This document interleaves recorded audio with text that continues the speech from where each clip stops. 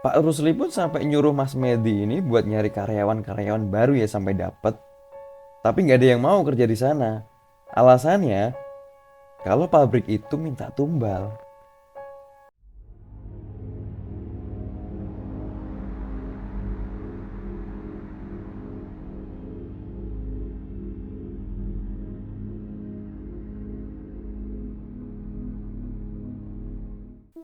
Assalamualaikum warahmatullahi wabarakatuh. Balik lagi di Kalong Story. Apa kabar teman-teman? Semoga sehat dan banyak rezekinya. Dan pada segmen kali ini saya akan membacakan cerita dari salah satu narasumber. Cerita tentang sebuah pabrik yang punya masa lalu yang mengerikan. Dan saking seremnya, pabrik itu sampai memakan banyak korban. Penasaran kayak gimana ceritanya? Tonton terus video ini sampai selesai. Tapi sebelum masuk ke cerita, jangan lupa like video ini dan bagi teman-teman yang belum subscribe, subscribe dulu channel Kalong Story agar gak ketinggalan cerita-cerita horor yang lainnya. Jadi gak usah lama-lama, mari kita mulai ceritanya. Jadi kejadian ini tuh terjadi sekitar tahun 80-an lah. Dimana sang narasumber sendiri ini udah nyeritain kisah ini secara turun-temurun ya ke keluarganya. Dan pabrik ini letaknya ada di sekitaran Jawa Timur. Dan dulunya pabrik ini tuh adalah salah satu pabrik terbesar tuh. Nah, si pemilik pabrik ini kita sebut aja namanya Pak Rusli. Pak Rusli ini punya seorang istri namanya Bu Siti dan mereka itu punya 2 orang anak. Jadi Pak Rusli ini punya lahan yang luas banget nih guys. Dan saking luasnya itu dia sampai bingung mau bangun apa di situ. Akhirnya atas saran dari istrinya, Pak Rusli ini mau buka usaha, yaitu sebuah pabrik. Di sini saya nggak bisa nyebutin pabrik apa ya. Dimana pada masa itu adalah sebuah bisnis yang sangat bagus. Tapi Pak Rusli ini bingung nih, mau mulai dari mana. Dan dia sendiri juga belum tahu ya, apakah usaha ini bakal tahan lama dan sukses sesuai yang diharapkan atau malah sebaliknya. Nah, Pak Rusli ini bingung nih. Dan bingungnya itu sampai ke bawah mimpi. Singkat cerita, di malam harinya pas Pak Rusli tidur, dia ini ngimpi. Dia itu mimpi didatangin sama seseorang Simba-Simba nih, pakai pakaian zaman dulu. Dan Simba-Simba itu ngasih kayak semacam one solution lah buat Pak Rusli ya, yaitu gimana caranya biar pabriknya ini bisa jalan dan sukses. Dan Simba itu juga ngasih tahu ke Pak Rusli buat ngelakuin sebuah ritual khusus di lahan yang masih kosong itu. Jadi ritualnya itu adalah setiap malam-malam tertentu. Kalau di sini nyebutnya setiap malam Jumat Kliwon ya. Itu Pak Rusli harus nyembelih kambing dan dagingnya itu harus disodakohin ke warga-warga setempat. Nah, pas Pak Rusli bangun, dia ini masih kepikiran nih sama mimpinya tadi malam. Antara dia bakal ngelakuin atau enggak.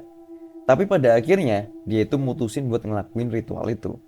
Pikirnya ya oke lah, selama nggak pakai tumbal nggak masalah. Toh cuman puasa sama nyiram darah kambing sama bagiin olahan kambing itu ke warga kan. Padahal dia tuh nggak tahu maksud sebenarnya dari ritual itu.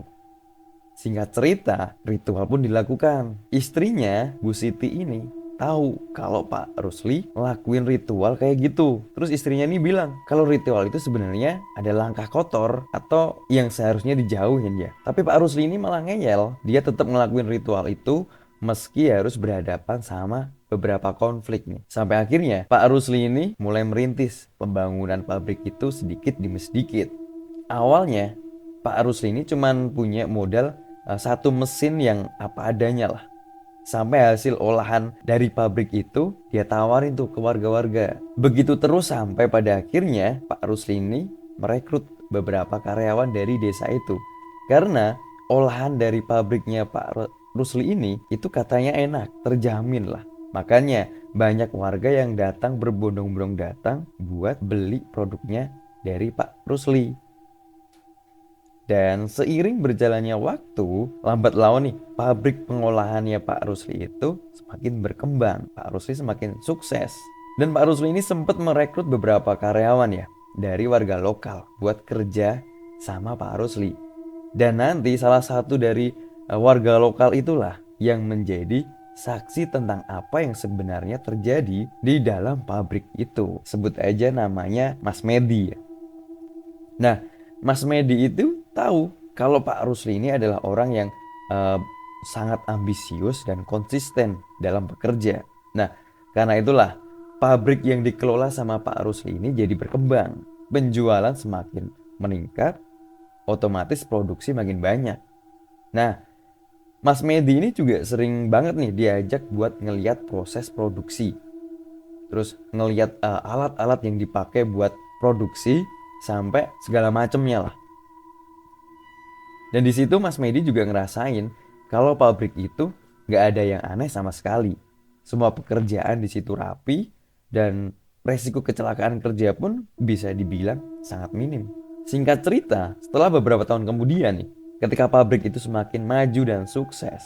Nah, ada sebuah kecelakaan di dalam pabrik itu. Salah satunya adalah satu karyawan pabrik yang lagi mungkin kecapean ya. Jadi pas posisi lagi kerja, pas lagi mau nyalain mesin buat produksi itu, tiba-tiba bajunya si karyawan itu ketarik dan keseret masuk ke dalam mesin pengolahan. Di situ karyawan-karyawan yang lain melihat itu buru-buru dong matiin mesin, tapi naasnya semua udah terlambat. Jadi tubuhnya si karyawan itu udah keseret masuk ke dalam mesin penggilingan. Dan itu adalah korban jiwa pertama di pabriknya Pak Rusli. Karena setelah kejadian itu, dari pihak berwajib mencoba buat menyelidiki tentang kecelakaan tersebut. Setelah diselidiki, ada kesimpulan kalau itu adalah murni kecelakaan kerja. Gak ada unsur pembunuhan atau apapun itu. Karena kecelakaan itu, karyawan-karyawan lain ini jadi sangat berhati-hati nih buat bekerja. Cuman yang anehnya, setelah kecelakaan itu, permintaan konsumen semakin meningkat pesat. Produksi makin gencar, pabrik makin maju. Pak Rusli senang dan bahagia. Jadi, coba deh, kalau dipikir baik-baik, kayak yang gak wajar aja sih. Karena setelah kecelakaan itu, pabrik jadi maju. Tapi kalau diperhatiin nih, aktivitas dari Pak Rusli itu bisa dibilang normal ya. Dan gak ada yang mencurigakan. Karena sesekali juga Pak Rusli ini ngajak anak-anaknya buat main. Dan Mas Medi ini disuruh ikut jalan-jalan lihat pabrik. Kadang Pak Rusli itu juga suka pergi ya sama istrinya ke rumah saudara-saudaranya lah. Jadi bisa dibilang Pak Rusli ini nggak ada indikasi kalau dia ngelakuin sebuah pesugihan. Nah, suatu hari adiknya Pak Rusli datang nih buat main ke pabriknya. Jadi adiknya Pak Rusli itu punya anak satu. Si anak itu lagi main-main nih di dekat alat produksi di pabrik ya. Sebut aja sih namanya Tono. Jadi waktu itu Mas Medi ini ditugasin buat jagain si Tono dan anak-anaknya Pak Rusli. Dan waktu itu juga karyawan pabrik lagi gak terlalu banyak. Mereka cuma ngecek mesin-mesin dan memperbaiki kalau ada mesin yang rusak. Ya istilahnya lagi maintenance lah. Terus Mas Medi ini sempet ngingetin si Tono nih buat jangan main-main deket alat produksi. Karena baru-baru ada kejadian yang ngebuat salah satu karyawan ini tewas. Dan sontak aja si Mas Medi ini ngeliat si Tono sama dua anaknya Pak Rusli ini lagi main di deket alat produksi. Buru-buru nih Mas Medi langsung narik tuh anak biar gak main-main di sekitaran sana ya. Nah pas lagi ditarik sama si Mas Medi, si anak kecil yang si Tono itu tiba-tiba ketakutan. Dia tuh teriak. Terus si Tono ini langsung lari ke tempat orang tuanya. Dan pas sampai sana ditanya ini sama bapaknya. Akhirnya si Tono ini cerita nih ke orang tuanya. Kalau tadi itu dia sempet ngeliat ada sosok yang berdiri di deket mesin pengolahan. Anak itu ngejelasin kalau sosok itu kayak simbah-simbah pakai baju zaman dulu lah, baju Jawa jangan dulu, pakai belangkon. Dan sosok itu natep tajam ke arah Tono. Makanya anak itu ketakutan. Nah, orang tua si Tono ini yang denger ceritanya anaknya itu jadi ikut-ikutan takut. Tapi Pak Rusli yang denger cerita dari si Tono itu cuman senyum sama bilang, "Udah, kalian pulang dulu aja." Nah, ya udah. Akhirnya mereka bertiga itu pulang karena mereka itu takut kalau terjadi hal-hal yang tidak diinginkan. Terus singkat cerita, beberapa hari kemudian Pak Rusli ini dapat sebuah kabar yang nggak ngenakin lah. Si Tono, anak kecil itu meninggal dunia. Cuman yang bikin mencengangkan itu adalah sebelum meninggal nih, Tono itu sempat bilang ke orang tuanya kalau dia itu ditemuin sama sosok simbah-simbah yang ada di pabriknya Pak Rusli. Si Tono katanya diajak buat ikut keliling pabrik. Nah, Mas Medi pun langsung dimarahin nih sama Pak Rusli. Dia ngingetin buat Mas Medi, jangan lagi-lagi ngajak siapapun dari keluarganya buat masuk ke pabrik itu. Karena ada sesuatu yang mengerikan, katanya Pak Rusli. Dan di rumahnya Pak Rusli, yang gak jauh dari pabrik itu, Mas Medi ini dikasih sebuah kamar buat istirahat ya. Jadi kamarnya itu berdekatan sama kamarnya kedua anaknya Pak Rusli. Jadi kalau dilihat-lihat, kegiatan yang dilakukan Pak Rusli ini gak banyak nih. Biasanya setiap hari itu beliau cuma ngecek pabrik, main sama anaknya, mengunjungi saudaranya, dan juga biasanya Pak Rusli ini selalu tidur lebih awal biar gampang bangun tengah malam. Nah, di sini yang mencurigakan. Nggak tahu kenapa yang dilakuin sama Pak Rusli itu dilihat sama Medi. Jadi suatu waktu nih, Mas Medi ini pernah mergokin Pak Rusli lagi pakai pakaian aneh. Terus pas tengah malam nih, Pak Rusli itu pergi ke pabrik. Dan tepat saat itu, Mas Medi ini ngeliat kalau Pak Rusli lagi ngelakuin sebuah ritual.